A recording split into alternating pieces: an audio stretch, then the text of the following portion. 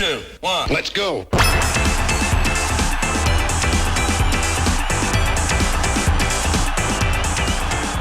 Hey everybody, and welcome back to Cartoon Clash. We're back with another episode, and this time we are doing The Marvelous Misadventures of Flapjack versus The Grim Adventures of Billy and Mandy.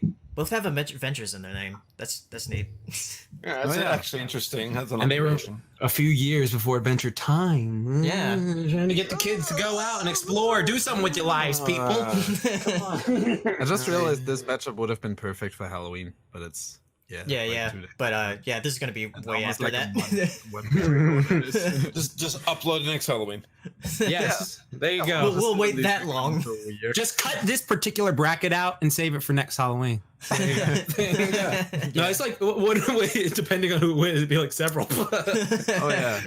So we gotta record like multiple variations of the same bracket. Yes, it'll be fun. Yeah. So Flapjack, Billy and Mandy, both pretty hilarious shows. I have a personal bias because I love Flapjack and its setting, and I think it's just like really funny. And I also really like the style of it. It has like a super weird like backgrounds in it. It's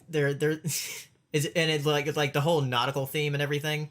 It's great. I love. Well, we only know you love it because of Bubby. Yeah, right? Bubby's like there you go. like one of the only cetaceans that's like a mainstream main character. Yeah, there you go.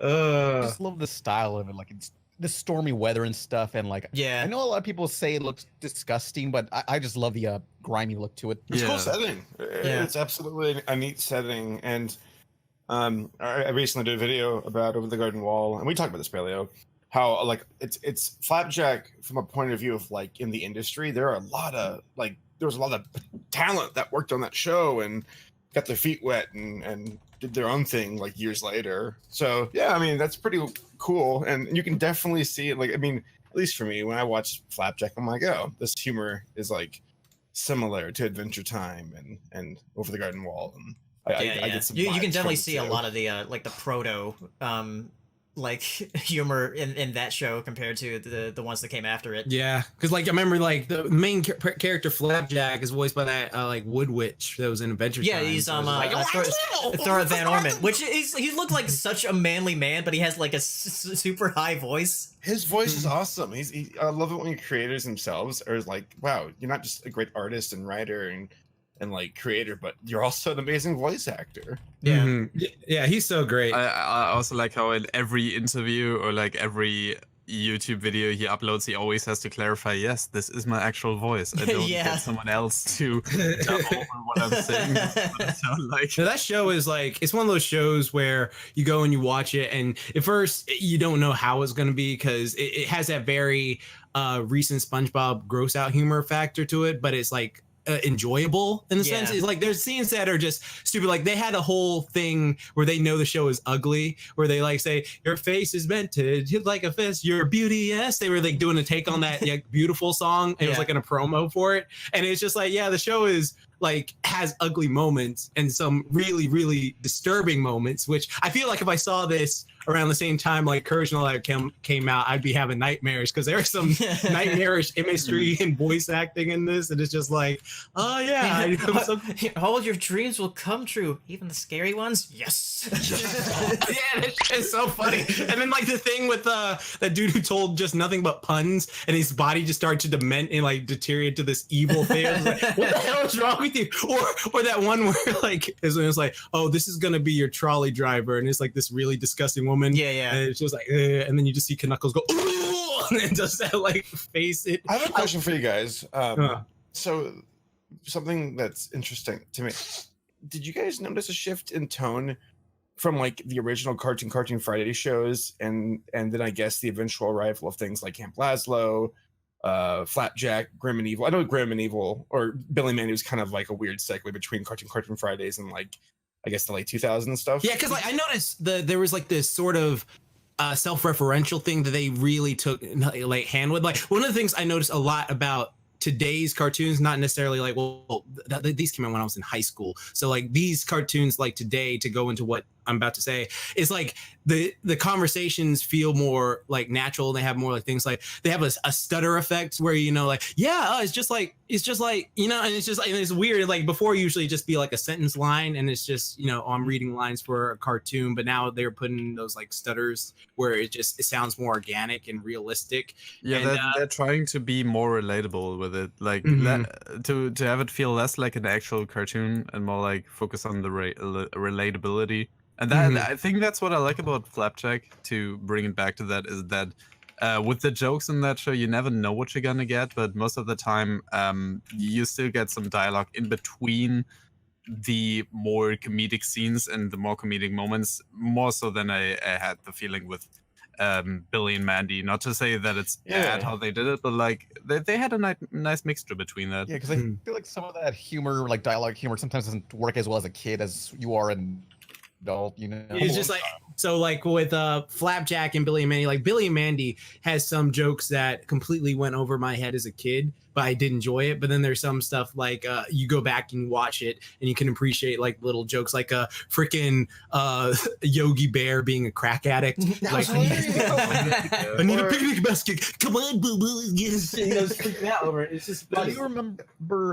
I remember he said, "Get over here, you little bastard." That's what everyone on the internet at the time thought he said. He said bastard, but I don't know. He said, "Get over here, you little basket," but then it sounded like yeah, cause I think he was because Yogi in his baskets. I think he had that anger behind it, like "Get over you little bastard." It's just like one of those things that it works so well. Like the comedy in the show, they would bring in references from other like shows that are already established. Like the whole thing with the Kids Next Door when they had that whole crossover, it was just like, oh wow, the Kids Next Door is part of this universe, and they're gonna have this whole thing, and then Mandy tries to take over. Like it was just, I love the crossovers they had with that. Yeah, I had to rewatch some Billy and Mandy episodes because I wasn't quite as familiar with that as I was with Flapjack. But there's this one episode where like Billy and Mandy are like having a court case against like who gets to keep Grimm. Oh, you mean the Fred Burger episode? Yeah. He's like, yes, come out. And he's just like, why are you here? I was gonna say like some of the witnesses they come out, like Scooby-Doo is a witness. Like against Mandy. It still works because it was funny on its own. You didn't need to understand the reference because there were a lot of references to horror movies. Like they had Pinhead from Hellraiser. Yeah, they did. They had Pinhead from Hellraiser and the Boogeyman, and like it was just like, what the heck happened to your face? Oh, I'm a teenager. We all look like this man. Is this goth kid with like rings and all this stuff? It's just like there was also another episode. Got like more I guess like I feel like the humor originally was more like when I first saw Billy and Mandy, I was like, okay, like it's just kids going off on adventures and being silly.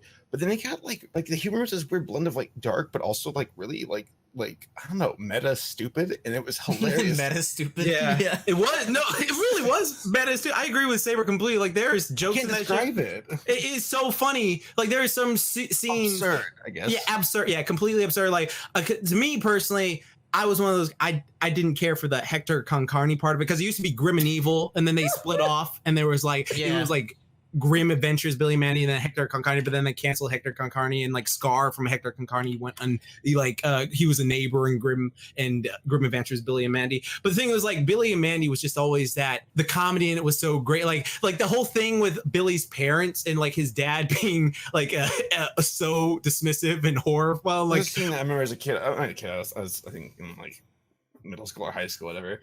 But there's an episode with like they had a Speed Racer episode.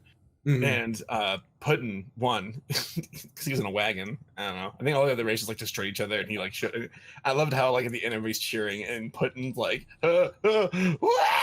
starts crying. Yes. Or like when he had to fight that demonic rabbit, that was like just chasing his ass. That was a great one. Yeah, he's like getting into a truck and running him over.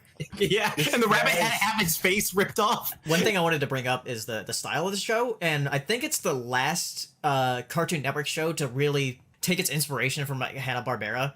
From like that era of cartoons. Yeah, because Billy and Mandy was kind of also the last show to do the whole like regular cartoon and then like a midway cartoon like a Justice Friends or But then like but even though Billy and Mandy's great, like I will sleep on Flapjack. Like Flapjack has a ton of episodes that I watch that I'm just like, Well, you know what? I'll say this about Flapjack. Flapjack has a ton of episodes that I love and I think are great. Like the whole thing with like Bubby like leaving for like a week, and then Flapjack just like breaking down like, "Why'd you leave me? Why?" And then he's just like, "What?" Because she starts deflating. It's like, "Oh, honey, don't worry about that. That's just Bubby's like decoy." And she like comes back. From her and it's just like she was fine. And then of course, like me and Paleo like make this joke all the time that like, "Grow up, I'm 30 years old." It's just such a random joke. Grow up. I'm 38 years old. Yeah. How about going off on Flapjack? But like, I wanted to throw another thing out.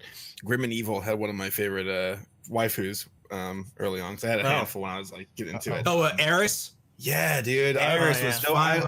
I got upset because then she got this weird gap in her cheek. Yeah, what the heck? You noticed that too? Because, oh my gosh, I'm so glad you mentioned this because they had this weird design with Eris. Like the first time she showed up, she was like, all right, second, she looks all right for a girl. But then second time she shows up in the Dragon Ball Z episode, she looked fine as fuck. Like everything was on point with her design. But then later on, they did this weird thing where they gave her a gap and they made her like gave her weird eyes. It didn't look shorter right. As well. They made her more cartoon, which is fine. And also, like again, like in the same vein, I was talking about how like the show got goofier because there was like I don't know what, because when she really showed up, I was like, oh, you know, it's kind of a sexual tension and mischief. But then she became more like dorky, and there was like.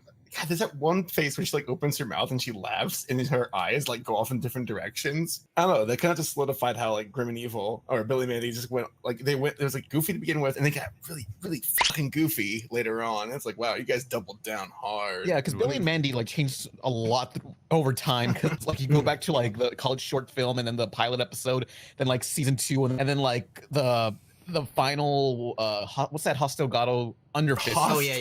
Oh yeah, Hostogato. I can't believe we didn't went this whole thing without talking about Hostogato. I think I've earned a free hot dog. I've been bitten by ghosts, fought in rattles. Guys, I was gonna go vote for Flapjack originally, but I'm starting to like kind of like lean over the yeah. You know what? I just to give some more praise to Flapjack real quick. Like they had certain episodes. I did care for. I love that Knuckles was voiced by, you know, the Flying Dutchman. The Flying Dutchman. Yeah, the Flying Dutchman from friggin'. He just did that voice so perfectly, and it was just great. And seeing the way he acted with Flapjack, and then Flapjack stupid. I love that laugh so much. I love that laugh. I prefer the characters in Flapjack over the ones in Billy and Mandy. Well, yeah, the characters are likable. Like, honestly, if you think about it, like, hanging with Flapjack characters would be more likable than Mandy would just, like, dom you and just be like, you're gonna do this for me today. Erwin's a dick. Frickin' Billy's an idiot. Hey, what's up, yo? Mandy, you want to take a cruise in my bathtub? By the way, in Flapjack, I feel like I've been ranting too much on Grimm, but I like how in Flapjack, candy is like their currency. Yeah, it's their currency. Like Peppermint Larry's place is just the place to be. And he has a candy wife. Candy wife. Yeah. Yeah, that was weird, and it was like claymation. Like that's one of the things I did like about Flapjack is like they incorporated like live action claymation. Yeah, it was stuff. very similar to Chowder at being around at the same time. They remember like Hard Thursdays. With like, oh yeah, I do remember that. Yeah. Oh my god. Which ran longer? I think Chowder ran longer. Like Flapjack got canceled because I think it was too disturbing. And so it was just like one of those things where it was just really. I mean, there was an episode of Flapjack I really liked where he got a crush on this girl called Sally Syrup. Oh yeah, then, like, he thought he had a crush, but he actually had a parasite. These hearts. And this guy was eating the hearts like they were like these bugs or something like that. Yeah. And this guy was eating them. It was like, you're in love, blah, blah, blah. And it's just, but at the end, it was just like, I will never forget you, Sally Syrup. And I was like, oh, that's adorable. But I'm going Billy and Mandy. Sorry. I'm going Flapjack. I have a bias. Like, Flapjack all the way for me. Let's do a rundown here. So I just love the crazy demented humor of Billy and Mandy because I think my favorite episode was the Trikey episode. Cotton, what do you think? I'm voting Flapjack. I didn't really change my opinion, to be honest. Well, final vote, I guess. Save yourself a few. No, it's real talk though. Like Flapjack for its like influence in the industry. And yeah. JG Quintel was one of the like creator directors, I think. Yeah, there's some great talent that came from Flapjack. Had some great characters, great setting, great everything. But my God, I can't fucking start like Billy and Mandy like just made me laugh harder and was more ludicrous with its craziness. I'm gonna go for Billy and Mandy. So Billy and Mandy moves on. He's gone. For the record, this was a tough one. Like this. Yeah, this was a tough This was one. very tough. This is one of those ones, like all the other ones we did, like I was sort of like, I know who I'm going to choose for. This one was like, oof, I don't know. It was too good. All right, so yeah, Billy and Mandy moves on to the next round. God damn it, Flapjack! Bye, everybody. Bye.